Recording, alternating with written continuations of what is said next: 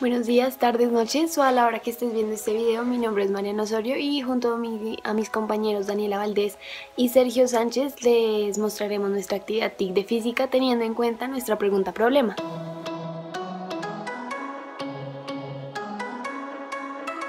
Para empezar, hay que definir qué es un combustible.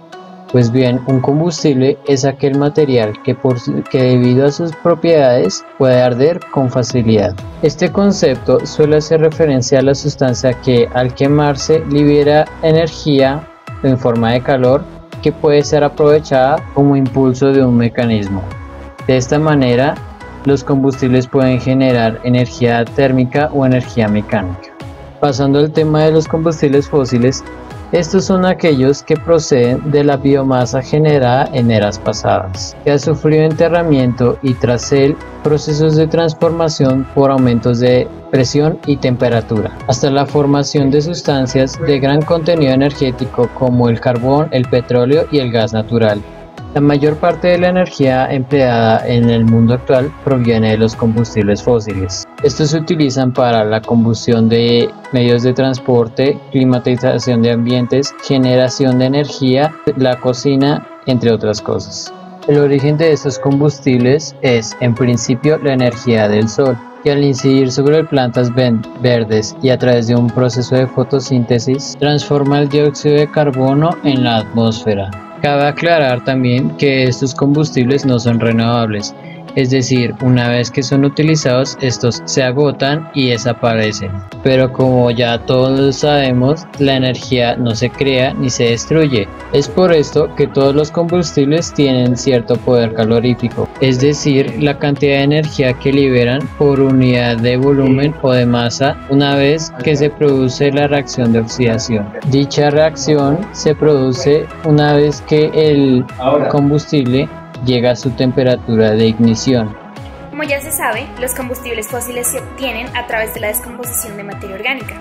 Pero no solo eso. Además, existen distintos tipos de combustibles fósiles. Entre ellos se encuentra el gas natural, el carbón y el petróleo. ¿Cómo tenemos el gas natural?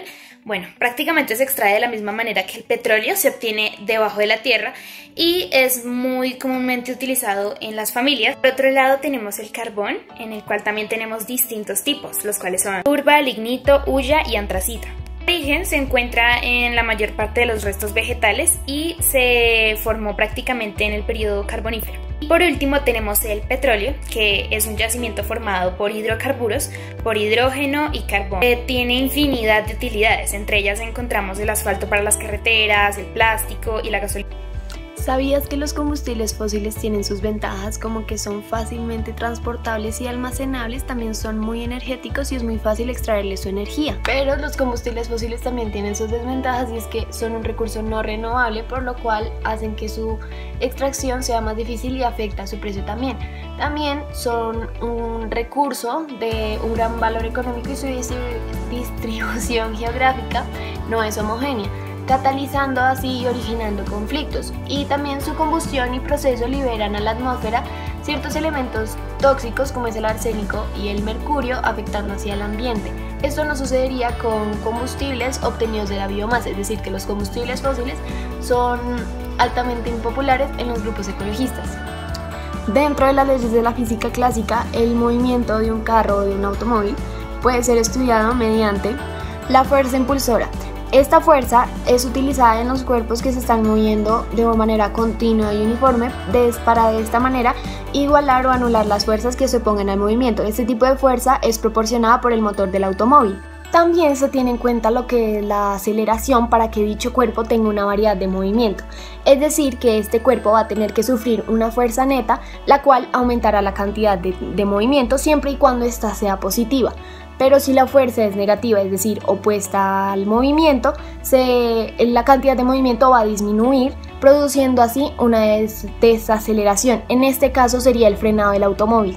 Siempre que un objeto está en movimiento, como en este caso lo vendría siendo un vehículo, hay una serie de fuerzas que se oponen a su movimiento. Estas fuerzas son la resistencia aerodinámica, resistencia a la rodadura y la resistencia dependiente. En primer lugar tenemos la resistencia aerodinámica. Esta es la fuerza que se opone al movimiento que experimenta cada cuerpo que se desplaza por el aire. Esta es provocada por la necesidad de apartar de adelante y reubicar atrás la gran cantidad de volumen de aire que el automóvil esté atravesando. Cuando un automóvil avanza, se produce una importante diferencia de presión entre la parte frontal del auto, donde éste choca contra el aire, y la parte posterior del auto, donde se crea un efecto de succión, el cual se va haciendo más fuerte a medida que aumenta la velocidad. Ahora bien, físicamente podemos definir la resistencia aerodinámica por medio de la siguiente ecuación, donde D corresponde a la velocidad, a la densidad del aire, S a la superficie frontal, C al coeficiente de resistencia aerodinámica y V a la velocidad.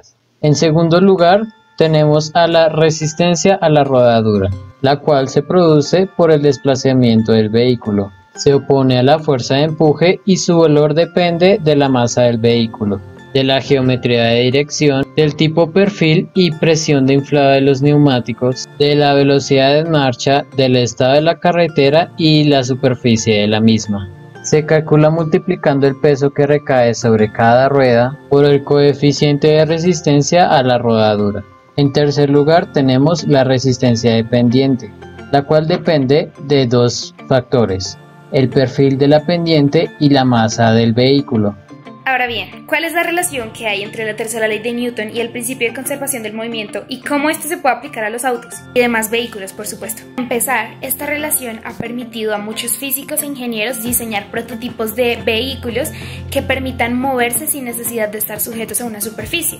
Ahora lo veremos más a fondo. Un automóvil se pone en movimiento por efecto de la fuerza de fricción que el suelo ejerce sobre el mismo. Esta fuerza de fricción surge como un resultado de la fuerza que ejercen los neumáticos o las llantas sobre la superficie del suelo. Entonces, suponiendo en un caso hipotético que no existiera una superficie en la cual el carro pueda hacer esa fuerza de fricción, aquí es donde entra el principio de la conservación del movimiento. Los cohetes se mueven por efectos de fuerzas de reacción. ¿Por qué? Resulta que los gases que se emiten se expanden por las cámaras de combustible de los cohetes, y esto hace que los cohetes se puedan mover sin necesidad de estar sujetos a una superficie. ¿Qué sucede con los cohetes? El cohete, a medida que va expulsando gases, su masa va disminuyendo considerablemente, lo que hace que su rapidez aumente. Ahora, la tercera ley de Newton se puede ver en medios de transporte como los cohetes, de manera en que los gases se expulsan hacia una dirección opuesta y el movimiento se produce en otra dirección. Que esto también se puede observar en casos donde no hay tanto desarrollo tecnológico. Por ejemplo, en los veleros, las partículas del aire golpean la superficie de la vela y esta ejerce una fuerza sobre las partículas del aire, y por efectos de la tercera ley de Newton, las partículas del aire ejercen una fuerza en dirección contraria, lo que hace que se produzca el movimiento. En los autos sucede algo similar. En la dinámica del vehículo se encuentran dos tipos de propulsión, una que puede ser delantera y otra que puede ser trasera. Dependiendo del tipo de propulsión, el vehículo va a generar distintos movimientos. Estos pueden ser movimientos rectilíneos a velocidad constante, o por otro lado movimientos curvilíneos a velocidad constante, o también pueden ser movimientos rectilíneos con aceleración o frenado. Ahora les voy a hablar de ciertas alternativas de automóviles los cuales cambian su mecanismo pero sin bajar su rendimiento y velocidad. Bueno, las alternativas que les voy a decir el día de hoy vienen de los autos ecológicos, los cuales uno de sus beneficios es que son más sencillos de mantener, consumen menos recursos y son el origen de la energía consumida. Bueno, la primera alternativa son los carros eléctricos, los cuales son utilizados para transportar personas o mercancías. Estos son propulsados por uno o más motores eléctricos, los cuales utilizan la energía eléctrica normalmente que está almacenada en batería recargable. El motor de este tipo de vehículos es capaz de convertir la energía eléctrica en energía mecánica, posibilitando así el movimiento del vehículo en cuestión. Teniendo en cuenta estas características, los carros eléctricos se dividen en híbrido, híbrido enchufable, de extensión, de rango y eléctrico puro. Los residuos generados en este tipo de carros son menores a los que generan un carro convencional que utiliza combustible fósil. Otra alternativa para que la velocidad de un automóvil no se vea afectada serían los biocombustibles, los cuales vienen de la biomasa por medio de un proceso biológico, ya sea espontáneo o provocado, y es utilizado como fuente de energía. En este caso es el biodiesel y el bioetanol. Los carros que utilizan este tipo de combustible, según la Junta Nacional de Biodiesel, han aumentado un 40% en rendimiento, pero esto es nada más en casos puntuales como lo es BMW. Y los carros que utilizan biocombustibles generan menos contaminación que los tradicionales, por lo tanto, las energías renovables ayudan a disminuir la contaminación y ayudan a mejorar el rendimiento de este tipo de carros. Bien, ahora les voy a explicar el funcionamiento de un auto eléctrico. En primer lugar, la principal diferencia entre un auto eléctrico y un auto de combustible fósil es que los autos eléctricos pueden usar una amplia variedad de fuentes renovables para la creación de su electricidad. En principio, el mecanismo de un auto eléctrico se basa en la corriente alterna. Pues entre las corrientes eléctricas hay dos tipos. Está la corriente continua y la corriente alterna. La corriente continua es la que va en una sola dirección, como por ejemplo cuando cargas tu celular. Mientras que la corriente alterna es aquella que va cambiando de dirección periódicamente. Es por esto que los autos eléctricos transforman la corriente continua de una batería en corriente alterna. Aunque si estamos hablando de un auto eléctrico, estos no llevan una gran batería como lo sería el motor de un auto de combustión interna, sino que por lo contrario llevan cerca de 7000 baterías de iones de litio, todas ellas repartidas en la parte inferior del auto, lo cual les da una vida útil más larga y una densidad de potencia mayor. Pero una de las vulnerabilidades de este sistema es el sobrecalentamiento y la avería térmica. Es por esto que los autos eléctricos cuentan con líquido refrigerante que corre dentro de ellos, lo cual evita dicho sobrecalentamiento. Otra pieza clave en el funcionamiento de un auto eléctrico es el inversor, el cual convierte la corriente continua en corriente alterna. Esto lo hace con la ayuda del motor de inducción. De esta manera, la parte posterior del auto toma la corriente alterna que viene del inversor y crea un campo magnético giratorio, el cual hace que el motor gire y le dé impulso al automóvil. Es por esto que todos los autos eléctricos son automáticos y no poseen más de una velocidad. Y es así como los autos eléctricos transforman la energía eléctrica en energía mecánica, es decir, energía de movimiento. También se pueden encontrar vehículos que sean amigables con el medio ambiente, entre los cuales se destaca el Kia Niro, Renault Zoe y el Nissan Leaf. Aunque también hay un vehículo de la marca BMW que se llama Twin Power Turbo, que permite hacer un menor uso de la gasolina. Cuando su batería está cargada al 100%, el vehículo puede andar hasta 35 kilómetros sin usar una sola gota de gasolina.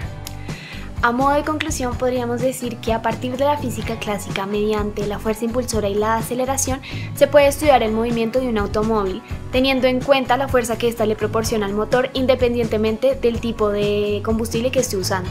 Al principio, los carros de combustión interna o de combustibles fósiles representaban una mejor solución a la hora de transportarse, ya que los autos eléctricos difícilmente llegaban a velocidades mayores de 23 o 24 km por hora.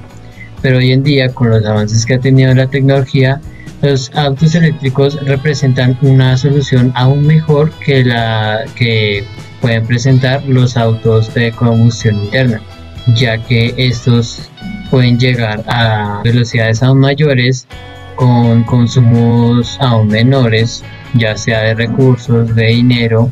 Aparte de que estos evidentemente son más amigables con el medio ambiente. Finalmente, se puede decir que a través del conocimiento y las aplicaciones de la tercera ley de Newton y el principio de conservación del movimiento, es posible diseñar prototipos de vehículos o otros medios de transporte que permitan usar menos los combustibles fósiles. Y en cuanto a la modificación de las características internas del vehículo, para brindar una solución, desde la modificación del funcionamiento interno de las bujías del vehículo, sugeriríamos como grupo el no tener que usar cierto tipo de gas o vapor para que estas bujías y el cilindro funcionen.